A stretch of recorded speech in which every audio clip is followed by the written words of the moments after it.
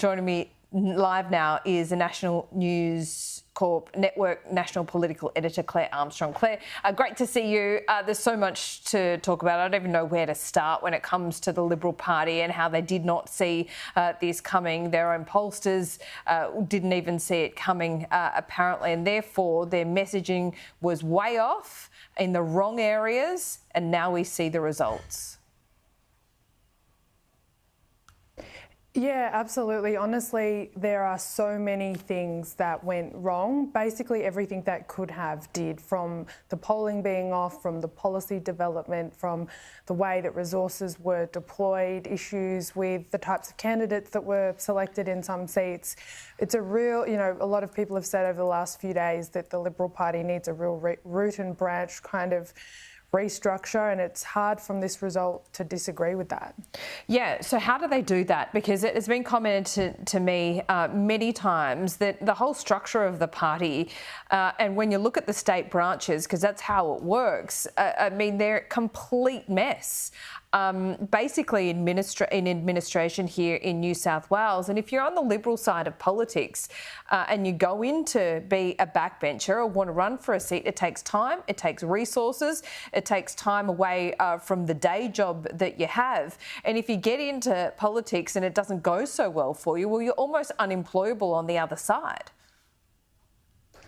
Yeah, look, I think there's going to have to be a real look at how the Liberal Party is structured, but also right down to who its membership is. There was a great piece that Charlotte Mortlock from Hilmer's Network, which is an organisation designed to try and get more women into the Liberal Party. She wrote that yesterday, and she pointed out that the average Australian, in terms of all the demographics, is a 37-year-old woman.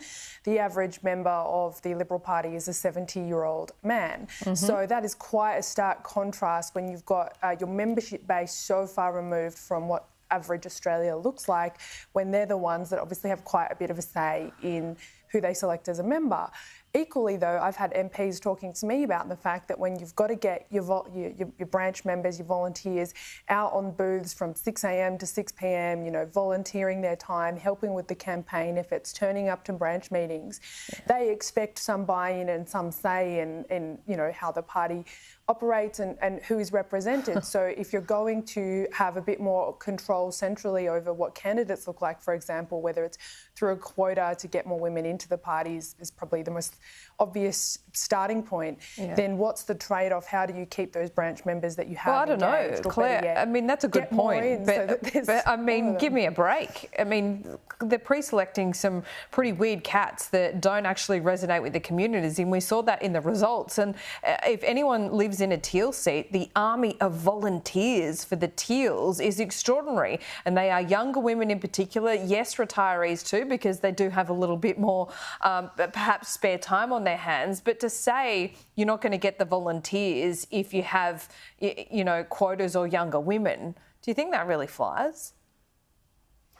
No, I don't know if it's so much flies as more this is the kind of thing that's on these people's minds. And I think what actually is really the danger here is obviously there will be a formal review process, and as much as those can be quite, scathing documents, with the 2022 review of that election had, as I think you mentioned before, some pretty clear recommendations around what needed to happen to fix some of these structural issues.